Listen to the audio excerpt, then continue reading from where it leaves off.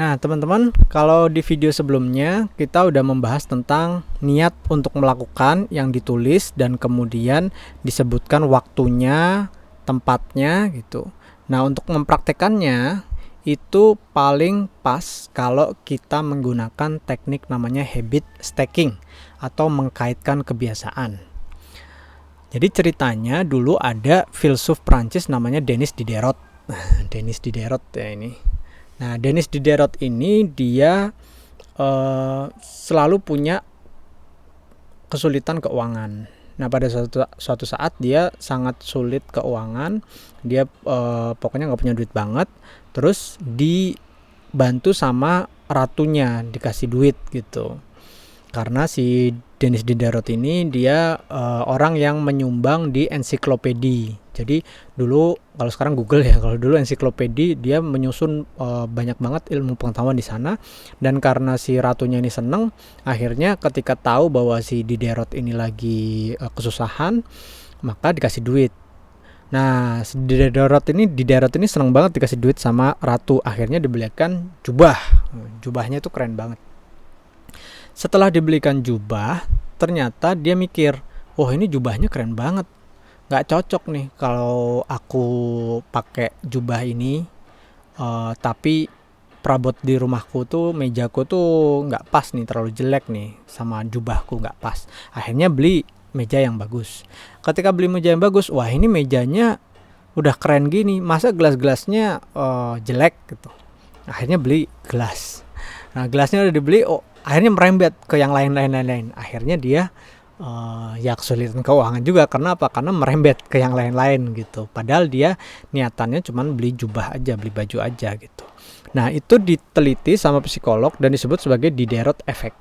Ya, jadi Diderot effect itu efek seperti itu. Nah, ketika kita menggunakan Diderot effect untuk kebiasaan, maka kita menggunakannya untuk mengkaitkan kebiasaan. Caranya adalah kita sekarang sudah punya kebiasaan yang sudah berjalan. Nah, kita kaitkan dengan kebiasaan yang ingin dibangun.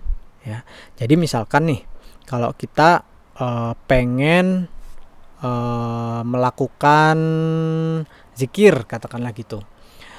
Jadi kita lihat sekarang zikir itu kebiasaan baru. Nah, kebiasaan yang sudah berjalan sekarang apa? Mandi. Nah, misalkan gitu, mandi udah jalan.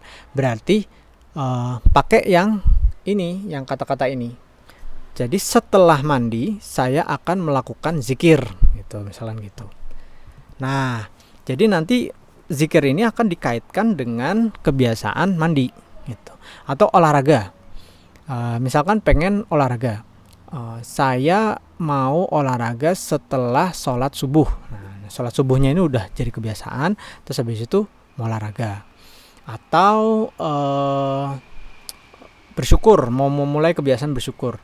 Saya mau bersyukur setelah saya habis sholat asar. Nah, gitu. Jadi setelah sholat asar langsung bersyukur gitu. Jadi itu akan terkait dengan sendirinya.